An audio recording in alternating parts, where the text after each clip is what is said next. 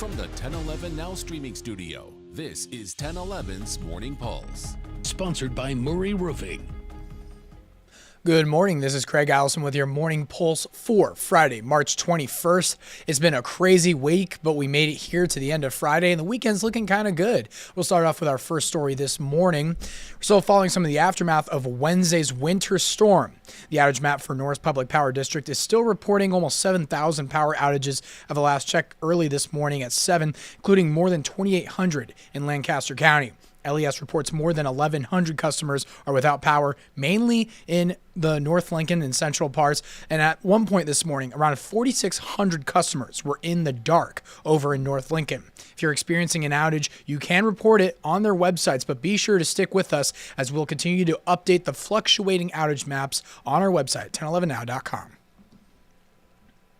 Second story this morning, officers have new details after a stabbing just before 4 p.m. yesterday that sent a 47-year-old woman to the hospital. According to police, a 16-year-old boy got into an argument with the 47-year-old woman, eventually turning physical with him stabbing her in the back with a knife. When officers arrived on scene, a 15-year-old boy was helping the injured woman, who was then taken to the hospital with non-life-threatening injuries.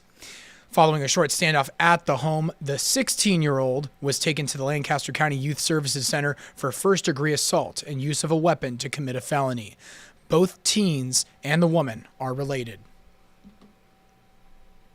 Your third story this morning, Assemble Lincoln announced it has chosen the site for Lincoln's proposed downtown convention center. Center is set to go up across from the Cornhusker Hotel, taking up the entire block between 13th and 14th and M to L streets. Next steps include getting approval from the county board and the state. After that, the county will reach out to the landowners before finalizing the design and construction plans. We'll be sure to keep following this story as it develops. Fourth story, 3 dead geese tested positive for the bird flu near Heartland of America Park Lake in Douglas County. Douglas County Health Department says they detected the virus after finding 7 of the dead birds earlier this month. It was after testing 3 of them when they discovered they had the virus. Officials say Nebraska Game and Parks is monitoring the area. So far this year, Nebraska has seen 4 separate cases of bird flu in backyard flocks. And wrapping things up with your final story, the women's basketball team tipping off its 17th tournament appearance and looking to pick up its 10th win all time in the tournament. Today's game versus Louisville is set for 5 p.m. local time or following the conclusion of South Carolina and Tennessee Tech.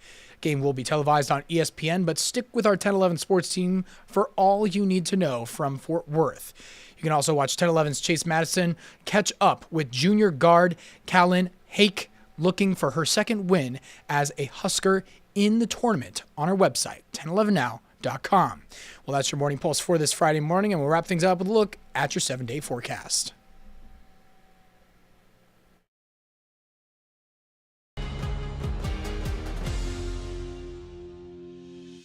You've been listening to 1011's Morning Pulse.